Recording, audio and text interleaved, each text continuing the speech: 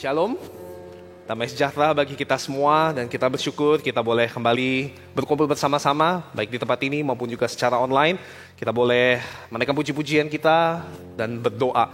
Tiba saatnya kita akan merenungkan firman Tuhan dan tema hari ini adalah doa menyembuhkan luka batin dan emosional. Saudara, pertanyaan pertama yang mungkin kita perlu tanyakan kepada diri kita sendiri, apakah kita punya luka batin dan emosional? Dan apakah kita mungkin pernah, kalau sekarang kita rasa mungkin kita tidak ada, apakah kita pernah dan bagaimana itu bisa terselesaikan? Kalaupun memang mungkin kita tidak pernah, ya mungkin dientengkan sedikit luka. Ya, kita mungkin semua pernah terluka, berat ataupun ringan, kita semua pernah. Saudara, hari ini alih-alih kita ingin melihat bagaimana karya Allah dalam kehidupan kita saja, tapi kita juga mau melihat bagaimana Allah kita pun juga pernah mengalami pergumulan secara batin dan emosional. Dan hari ini kita akan belajar sama-sama dari Matius 26 ayat 36 sampai 46. Matius 26 ayat 36 sampai 46. Hari ini kita mau sama-sama belajar dari Yesus sendiri, bagaimana dia berdoa dan bagaimana dia menghadapi kebatinan itu. Batin dan emosionalnya yang saat itu begitu luar biasa. Dan kita ingin sama-sama mempelajarinya. Saya akan bacakan Matius 26 ayat 36 sampai 46. Kemudian sampailah Yesus bersama murid-muridnya ke suatu tempat yang bernama Getsemani. Ia berkata kepada murid-muridnya, "Duduklah di sini, sementara aku pergi ke sana untuk berdoa." Ia membawa Petrus dan kedua anak Zebedeus sertanya. Ia mulai merasa sedih dan gelisah. Lalu katanya kepada mereka, "Hatiku sangat sedih, seperti mau mati rasanya. Tinggallah di sini dan berjaga-jagalah dengan aku." Kemudian ia maju sedikit, lalu sujud dan berdoa, "Ya Bapakku, jikalau sekiranya mungkin, biarlah cawan ini berlalu dari hadapanku. Tetapi janganlah seperti yang ku kehendaki, melainkan seperti yang engkau kehendaki." Ia kembali kepada murid-muridnya dan mendapati mereka sedang tidur. Lalu ia berkata kepada Petrus, "Tidak sanggupkah kamu berjaga, walau 1 jam saja bersama aku? Berjaga-jagalah dan berdoalah supaya kamu jangan jatuh ke dalam pencobaan. Roh memang berniat baik, tetapi tabiat manusia lemah." Lalu ia pergi untuk kedua kalinya dan berdoa, "Ya Bapakku, jikalau cawan ini tidak mungkin berlalu, kecuali apabila aku meminumnya, jadilah kehendakmu." Ketika ia kembali lagi, ia mendapati mereka sedang tidur, sebab mata mereka sudah berat.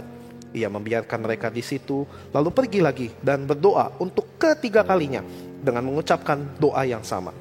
Sesudah itu, ia datang kepada murid-muridnya dan berkata kepada mereka, "Masihkah kamu tidur dan beristirahat? Lihat, saatnya sudah tiba, Anak Manusia diserahkan ke tangan orang-orang berdosa. Bangunlah, marilah kita pergi. Dia yang menyerahkan aku sudah dekat." Demikian jauh pembacaan firman Tuhan pada malam hari ini. Selamat dan berbahagialah setiap kita yang bukan hanya membacanya tapi merenungkannya juga dan melakukannya. Saudara, kita akan belajar dari Yesus yang mengalami kebatinan yang luar biasa. Bahkan dikatakan seperti mau mati rasanya. Dan saat itu dia berada di Getsemani, dan Getsemani itu dalam bahasa literalnya itu sebenarnya tempat penekanan, adalah olive press, penekanan zaitun. Saudara, mungkin seringkali kita juga di dalam kehidupan kita merasa tertekan. Apakah sampai seperti mau mati rasanya? Kita masing-masing punya jawabannya. Nah saudara, pertanyaannya, bagaimana doa itu dapat menyembuhkan luka batin dan emosional? Hari ini kita akan sama-sama merenungkan 3K, yaitu kerapuhan, keselarasan, dan kekuatan. Yang pertama, kerapuhan. Tentu rasanya bukan hal yang enak. Apakah cara kita menyelesaikan luka batin dan emosional adalah justru dengan cara yang rapuh? Tentu tidak enak. Rasanya sepertinya tidak positif. Rasanya mungkin lebih enak seperti apa yang ditawarkan oleh dunia, yang mungkin akhir-akhir ini sering kali terucap. Ada meme, tren bahwa laki-laki itu tidak bercerita. Wah, kalau bercerita itu artinya lemah, rapuh. Laki-laki itu tidak bercerita. Ya, ini dianggap sebagai toxic masculinity atau kemaskulinan yang sifatnya justru racun. Dari mana teorinya seperti ini sampai ada meme seperti ini? Laki-laki tidak bercerita, tapi pikirannya berubah jadi rambut uban kayak saya. Lalu rambut ubannya menjadi cahaya di surga sana begitu ya, alias ya menuju ke surga, lama-lama mati karena tertekan begitu ya. Nah saudara, hal ini terjadi dan ini ditawarkan oleh dunia juga. Laki-laki tidak bercerita gitu ya, rasanya itu lebih hebat, lebih mengagumkan dan terlihat kuat. Saudara, kita hidup dalam budaya yang cenderung ingin menampilkan kebaikan kita. Tapi melalui doa, kita dapat membuka diri kita tanpa adanya ketakutan, tanpa adanya penghakiman. Dan Allah kita adalah Allah yang membuka hadiratnya lebar-lebar, apa adanya. Bahkan Yesus sendiri pun rapuh di hadapan Bapaknya. Hatiku sangat sedih, seperti mau mati rasanya. Bagaimana Allah yang kekal itu seperti mau mati. Saudara, ini mungkin bagi orang lain adalah sesuatu yang terasa memalukan. Bagaimana Allah yang kekal mau mati rasanya. Luar biasa mengerikan, tetapi inilah yang dikatakan. Dan bahkan dia rapuh di hadapan murid-muridnya. Dia katakan, tinggallah di sini dan berjaga-jagalah dengan aku. Dia butuh pertolongan dari murid-muridnya. Berjaga-jagalah dengan aku, berdoalah bersama-sama dengan aku. Ada aspek komunal di sana. Maka ia maju sedikit, lalu sujud dan berdoa. Dan inilah bukan yang dikehendaki oleh Tuhan. Pemazmur katakan, Tuhan itu dekat kepada orang-orang yang patah hati. Dan ia menyelamatkan orang-orang yang kuat jiwanya, yang remuk jiwanya, yang rapuh di hadapan Allah. Itulah orang yang dekat. Saudara, bagaimana dengan kita? Ketika kita berdoa, bagaimana sikap kita? Apakah kita berani untuk rapuh di hadapan Allah, atau kita mau kelihatan kuat di hadapan Allah? Saudara, dua-duanya tidak salah, tapi ada baiknya kita jujur apa adanya di hadapan Allah kita. Kalaupun kita saat ini memiliki luka batin, luka emosional, tertekan, rapuhlah di hadapan Allah. Karena ia membuka hadiratnya lebar-lebar untuk kita datang dan menyatakan kerapuhan kita. Yang kedua saudara, keselarasan. Saudara, mungkin selaras itu adalah kata yang terlihat positif. Tapi kalau kita tambahkan sedikit, selaras dengan kehendak Allah, mungkin rasanya agak menakutkan, bukan? Saudara, terkadang doa itu bukan sekadar untuk menyampaikan apa yang kita rasakan dan kita kehendaki, melainkan sebagai cara agar kita mengiyakan kehendak Allah meskipun kita harus terluka. Saudara, kita melihat Yesus digambarkan di perikop ini 3 kali berdoa. Dan kita bisa melihat di sana ada eskalasi perbedaan dari doanya. Yang pertama, kita bisa melihat di ayat 39 yang dikatakan seperti ini, ya Bapa, jikalau sekiranya mungkin biarlah cawan ini lalu daripadaku, tetapi janganlah seperti yang kukehendaki, melainkan seperti yang engkau kehendaki. Saudara, yang pertama, dan ini pun sudah luar biasa indah. Saudara, seberapa sering kita bisa berdoa seperti ini? Jikalau sekiranya mungkin, kita katakan apa yang kita mau, bukan? Kita katakan apa yang kita mau, dan tidak salah kita berdoa mengatakan apa yang kita mau. Kita katakan apa yang kita mau, kita katakan kita ingin pulih dari keadaan kita yang saat ini kita tidak suka. Ada tetapinya, tetapi bukan hanya seperti yang kudoakan, melainkan kehendak-Mu yang terjadi. Dan kedua kali ia datang lagi berdoa. Sebelumnya dia lihat, aduh ini murid-muridnya diajak berjaga-jaga tidak bisa. Tapi dia kembali berdoa lagi. Lalu di sana doanya berbeda saudara. Di 42 kita bisa perhatikan. Ya Bapakku, jikalau cawan ini tidak mungkin berlalu, kecuali apabila aku meminumnya, jadilah kehendak-Mu. Saudara, di sini kita bisa melihat keselarasan itu membuat kita semakin bisa menjalani luka batin itu. Meskipun kita terluka, kita bisa dimampukan untuk menjalani. Saudara, saya punya seorang teman yang berprofesi sebagai pilot dan ya karena seru ya. Saya pikir saya juga dulu kepengen jadi pilot, cuman karena pakai kacamata nggak bisa, terus mahal juga sih. Lalu saya sering tanya gitu ya sama dia ya, tanya apa yang paling susah sih jadi pilot ketika berada di atas gitu. Ya nomor 1 dia bilang kalau lagi nggak sehat lah ya, pasti nggak fokus, nggak konsen, bisa terjadi. Yang kedua dia bilang kalau cuaca lagi tidak bagus, itu paling tidak enak. Kenapa? Karena di depan gelap. Dan sebagai pilot punya banyak pengetahuan, kita merasa bahwa ini pesawat berada di dalam kendaliku. Ini mau gue apain aja bisa, bebas. Ini mau saya apain bebas. Tetapi saya harus bergantung kepada ATC, Air Traffic Control-nya itu ya. Saya harus tanya sama dia, ini kemana nih saya sekarang nih, mesti ngapain, belok kemana, berapa derajat, kemana. Kenapa? Karena saya nggak tahu di depan bagaimana. Atau apalagi ditambah kalau saya lagi kurang sehat, lagi kurang fit, ya sudahlah gitu ya. Bagaimana ini? Gelap di depan. Saya merasa saya punya segala skill, pengalaman berapa ribu jam, berapa belas ribu jam, bahkan mungkin puluhan ribu jam. Tetapi saya harus taat sama ATC itu. Dikatakan lewat sini, biasanya nggak lewat sini. Ikutin aja, ya, harus ikut gitu ya. Kita harus ikuti gitu kehendaknya. Si ATC itu yang memang dia tahu gitu, dia punya radarnya semuanya. Dia yang melihat dari jauh. Dan dia tahu bagaimana sampai ke tujuan itu dengan selamat, saudara. Saudara, mungkin kita juga seringkali seperti itu. Kita merasa kita yang punya pegang kendali dalam kehidupan kita. Kita tidak mau selaras dengan yang pegang kontrol itu. Yang dari atas itu, dari air, dari atas, dari surga itu melihat kita. Ya ingin kita sampai tujuan, tapi mungkin terkadang seringkali kita tidak selaras. Dan terkadang memang Tuhan izinkan luka itu ada. Dan terkadang mungkin juga karena kita punya kehendak yang begitu kuat, kita ingin terpisah dari Tuhan, sehingga justru inilah yang menjadikan kita terluka, bukan? Saudara, inilah yang mungkin bisa menjadi kekuatan juga buat kita, untuk kita menjalani. Dan kita sangat butuh kekuatan. Saudara, memang tidak mudah untuk menjalani kehidupan ini. Apalagi jika kita memiliki luka batin dan emosional yang begitu berat. Oleh sebab itu kita butuh kekuatan.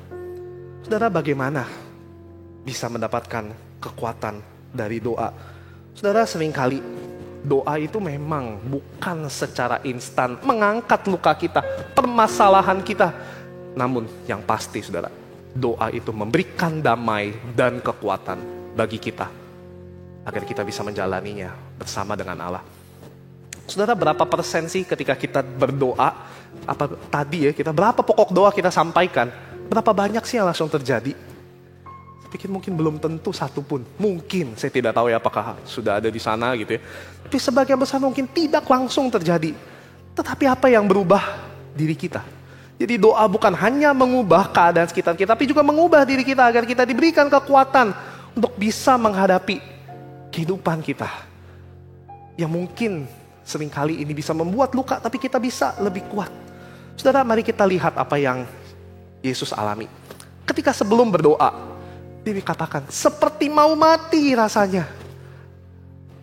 Hatiku sedih sekali, seperti mau mati rasanya. Tapi setelah dia berdoa 3 kali itu, perbedaan luar biasa terjadi. Dia bisa katakan kepada murid-muridnya, lihat, saatnya sudah tiba bahwa anak manusia diserahkan ke tangan-tangan orang berdosa. Dia yang tidak berdosa diserahkan kepada orang berdosa untuk dijadikan berdosa. Bangunlah, marilah kita pergi. Pergi bukan untuk kabur, tapi pergi, dia yang menyerahkan aku sudah dekat. Pergi untuk menyerahkan dirinya.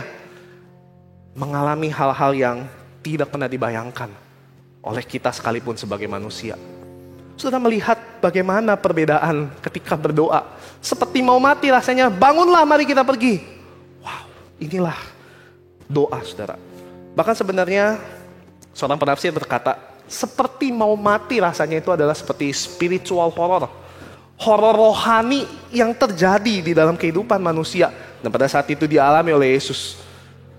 Dan spiritual horror itu ketika dibarengi dengan doa akan menjadi spiritual strength atau kekuatan rohani yang tidak ada parahnya, saudara. Saudara, murid-murid pada saat itu tertidur. Tetapi Yesus memilih untuk maju. Saudara, 3 hal ini, doa ketika kita mengalami luka batin dan emosional, membawa kita kepada kerapuhan, memampukan kita untuk menyelaraskan kehendak Allah dengan keinginan kita, dan juga memberikan kita kekuatan untuk berjalan bersamanya. Tetapi pertanyaannya, bagaimana realitanya? Apakah kita serta-merta selalu berhasil? Saudara, mari kita evaluasi secara singkat. Mengapa seringkali justru kita terjebak justru di dalam luka batin dan emosional kita? Setidaknya ada 3 hal, saudara, yang saya ingin kita ajak untuk renungkan. Yang pertama, mungkin kita terlalu terfokus kepada diri kita sendiri. Terkadang, saudara, dalam doa kita tidak memikirkan apa yang menjadi kehendak Allah. Dan kita hanya berfokus pada saya, dan saya. Saudara, mari ingat bagaimana kita berdoa. Apakah kita pernah bertanya, Tuhan, apa yang kau kehendaki dalam hidupku? Tuhan, yang mana yang kehendak-Mu? Atau kita berdoa seperti kita langsung minta. Seperti mungkin bos kepada bawahannya, tolong ya Tuhan kerjakan ini, tolong Tuhan saya mau ini. Langsung kita order kepada Tuhan kita. Siapa yang Tuhan, saudara? Saudara, ada seorang penulis yang berkata seperti ini. Seharusnya kita berdoa itu bukan melihat ke bawah, melihat diri kita terus-menerus. Padahal ada Yesus di atas yang hadir bagi kita.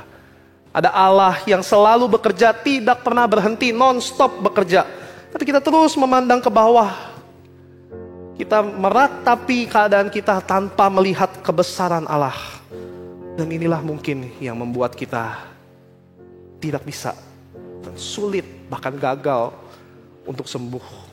Karena kita terlalu terfokus pada diri kita sendiri dan lupa melihat kebesaran Allah. Terlepas dari segala pengetahuan yang kita miliki, pengetahuan teologi mungkin, Alkitab yang kita miliki. Tapi mungkin kita lupa ketika kita mengalami luka itu, kita tetap terus terfokus pada diri kita sendiri. Saudara, yang kedua, familiarity. Saudara, dalam arti lain terbiasa. Saudara, terbiasa itu sebenarnya kata yang baik ya. Kata yang baik. Saudara, saya ingat sekali waktu saya pertama kali, waktu awal-awal saya melayani di Greenfield, ada seorang yang menegur saya, dia bilang seperti ini, Teh, lu kelihatan sih rajin doa gitu ya, suka doa kelihatannya, tapi kok doa lu mekanis ya, dia pakai bahasa seperti itu, mekanis, seringkali kayaknya doanya terlalu mekanis. Apa yang disampaikan mungkin kelihatannya itu-itu aja, kelihatannya kayak sudah tercatat. Dan memang betul saudara, saya punya buku doa yang saya doakan gitu ya, saya gilir gitu, saya tambah-tambahin ini kapan gitu ya. Ya memang mekanis sekali saudara ya, saya secara karakternya memang seperti itu. Saya J saudara ya, jadi semua harus diatur gitu ya. Ini doa aja diatur, luar biasa saudara ya. Ya rasanya jadi seperti itu saudara. Familiarity itu bisa kadang membawa dampak negatif. Kebiasaan berdoa yang tidak dibarengi dengan keseriusan itu berbahaya saudara. Misalnya kita berdoa asal kita datang saja. Ya rutinitas sajalah. Yang penting datang. Saudara, ini berbahaya. Seolah-olah kita seperti absen. Seolah-olah seperti kita lagi wajib gitu ya. Saudara, saya lagi pegang anak, biasanya kita setiap semester ada kelompok BCC, saya pegang yang remaja. Seringkali kalau ditanya, seberapa sering baca Alkitab? Tiap hari di sekolah. Kalau libur, enggak baca sama sekali. Nah itu saudara ya, itu familiar. Tiap hari baca Alkitab, baca renungan, tetapi karena wajib. Saudara, jangan-jangan kita juga sebagai orang Kristen hanya terbeban oleh, yaitu saya perlu absen, datang kebaktian doa. Saya ini orang Kristen, masa nggak datang kebaktian umum? Masa nggak datang kebaktian doa? Ya sudahlah datang. Saudara, mungkin kita familiar, tetapi kita tidak bertumbuh. Dan doa kita mungkin menjadi mati. Saudara, ada satu istilah juga yang saya pelajari dari teman-teman ketika saya melayani di remaja, yaitu holy barrier. Saudara, mungkin kita familiar sama Tuhan. Mungkin kita dekat rasanya sama Tuhan, kita rutin datang kepada Dia. Tapi itu, kita tidak bercerita. Karena kita merasa Allah kita tuh Allah yang jauh. Allah itu Allah yang suci. Yang kita rasanya jadi takut. Kalau Dia tahu kelemahan kita, kalau saya cerita rasanya gak enak lah sama Tuhan yang suci kok cerita kelemahan. Atau mungkin justru kita tidak nyaman saudara. Saudara, Filipiensi pernah berkata seperti ini. Kasih karunia itu sama seperti air. Ia mengalir dari tempat tinggi ke tempat yang terendah sekalipun. Ke tempat yang kita mungkin sembunyikan dalam-dalam di bawah. Luka batin kita, emosional kita, kasih karunia mengalir sampai ke sana. Mungkin kita ada tension, ada ketegangan. Mungkin sama seperti Yesaya, yang dia merindukan Tuhan. Pengen sekali ketemu dengan Tuhan, tetapi begitu bertemu dengan Tuhan, celakalah aku. Aku ini najis bibir. Utuslah orang lain saja. Padahal dia merindukan Israel bisa diselamatkan. Saudara, mungkin bisa terjadi juga dalam kehidupan kita seperti ini. Kita merasa terlalu familiar, tapi juga kita punya batasan dengan Tuhan kita. Yang membuat kita enggan untuk menyampaikan apa yang kita rasakan, kita alami. Dan mungkin juga bisa karena kita sebenarnya distrust atau kurang percaya. Untuk bahasanya suzon sama Tuhan. Tuhan kayaknya gak baik deh. kayak Tuhan tuh pengennya kita selalu menderita deh. Kayak Tuhan memang selalu pengennya kita itu terluka menjalani kehidupan kita supaya kita rajin-rajin datang sama Dia. Dan seterusnya, banyak sekali mungkin saudara pikiran-pikiran suudzon yang mungkin bisa lewat. Saudara, luka batin dan emosional yang kita alami mungkin bisa mengaburkan realita bahwa Allah itu baik, selalu hadir, dan tidak pernah salah. Bahwa Allah adalah Allah yang berdaulat dan kita percaya bahwa segala sesuatu itu mendatangkan kebaikan bagi orang yang mengasihi Dia. Saudara, saya teringat saudara, karena saya baru liburan ke tempat keluarga, ya mereka selalu mengeluh lah ke saya gitu ya. Kenapa jarang telepon gitu ya. Ya biasa berlindung di balik alasan sibuk gitu ya. Jadi teleponnya jarang-jarang lah, seminggu sekali gitu ya. Telepon keluarga, telepon ama saya dan seterusnya. Tapi kalau saya gali diri saya dalam-dalam, kadang mungkin ada rasa malasnya juga. Kenapa? Karena setiap kali telepon namanya orang yang lebih senior, pasti suka diberi nasihat gitu ya. Dan seringkali saya juga berpikir, aduh kayaknya kalau telepon tuh mereka gak pernah gitu rasanya ngerasa positif sama hidupku gitu ya. Ada aja begitu ya, rasanya seperti itu saudara ya. Padahal ya itulah cara keluarga mengasihi gitu ya. Apalagi saya masih kecil gitu, saya cucu ke-10, ya wajar lah sebenarnya perlakukan seperti itu. Dan saya merasa, aduh hidup udah susah lah ya, udah banyak urusan, gak usah lah gitu ya, tambah-tambahin lagi, oceh-ocehin. Saudara, tapi itulah yang mengaburkan saya, bahwa keluarga saya sungguh mengasihi saya sebenarnya. Tapi itu yang mengaburkan saya jadi tidak percaya, saya malas telepon jadinya. Padahal seharusnya ya kita tetaplah membangun relasi dengan keluarga. Saudara, oleh sebab itu mari jadikan doa sebagai momen penyerahan diri secara total kepada Allah yang Maha Kuasa, Maha Tahu, dan Maha Baik. Percayalah bahwa Dia Allah yang sungguh amat baik. Datanglah kepadanya karena doa itu menyembuhkan luka batin dan emosional kita, saudara. Saudara, melalui 3 hal ini kita belajar dari Yesus. Dia yang sebenarnya tidak berdosa, bahkan Dia adalah Allah, datang jadi manusia, rela rapuh di hadapan Allah. Karena Dia yang sebenarnya tidak berdosa diberikan dosa, dan ujung-ujungnya nanti juga akan mati di salib. Saudara, izinkan saya menutup dengan sebuah cerita mengenai diri saya, khususnya dalam setahun terakhir ini. Saudara, kemarin ini saya pulang ke kampung halaman papa saya lah ya, di Makassar. Lalu kami ngobrol gitu ya, rame-rame di meja makan di rumah, dan seorang sepupu nanya ke saya gitu ya, gimana gitu setelah menikah, dan ya karena lama kami gak ketemu setelah menikah, lalu udah gak ada papa gitu ya, gimana. Lalu tiba-tiba om saya yang paling besar bilang, iya ya, Ridwan ini ya, dari keluarga papanya cuman papanya yang baru meninggal. Iya, kita berlima masih hidup, papanya yang udah meninggal. Dari mamanya juga 5 saudara, iya, mamanya aja yang udah gak ada begitu ya. Terus, wah gimana tuh rasanya tuh ya? Berasa adil gak gitu ya? Jadi muncul perbincangan seperti itu. Saudara, kalau saya bertanya-tanya gitu ya, saya sempat nyadar juga sih, oh iya bener juga ya gitu ya. Saudara-saudara papa mama masih lengkap, kok saya doang gitu ya. Dan kok saya rasanya kok tidak adil sekali. Pernah sih berpikir begitu ya. Tapi saudara, saya berpikir-pikir gitu ya. Saya punya juru selamat yang juga dipisahkan dari Bapaknya untuk menanggung dosa kita. Apa yang mau saya protes? Apa yang mau saya protes sama Tuhan yang telah melakukan segalanya seperti ini buat saya? Apa yang membuat saya stop pelayanan dan disfungsi ketika ada Allah, Yesus sendiri yang seperti mau mati rasanya tetap maju. Dan itu Dia lakukan melalui doa. Saudara, Yesus pun membuka. Mungkin sebagian kita tidak mengalami luka batin dan emosional. Yesus pun membuka lebar-lebar. Berjaga-jagalah bersama dengan aku. Berjaga-jagalah. Dan kita diundang juga untuk berjaga-jaga bersama-sama dengan saudara-saudara kita yang saat ini sedang mengalami luka batin, yang mengalami luka emosional. Yuk mari kita jadi komunitas yang saling memulihkan juga sebagai gereja. Dan inilah panggilan Allah bagi setiap kita. Bukan hanya fokus kepada diri kita sendiri, tapi kita juga berjaga-jaga bersama-sama. Dan inilah yang menjadi ajakan Yesus bagi kita. Kita memulihkan diri kita sendiri dan juga kita menjadi agen pemulihan bagi orang lain. Berjaga-jaga melalui doa. Mari kita berdoa. Sudah, masing-masing dari kita boleh merenungkan saat ini apa yang menjadi luka dalam kehidupan kita dan bagaimana selama ini kita hidup. Mari saudara, saat ini rapuhlah di hadapan Allah. Mari selaraskan kehendak kita dengan kehendak Allah. Dan mari mohon kekuatan agar kita boleh mampu menjalani kehidupan ini dan dipulihkan oleh Allah sendiri.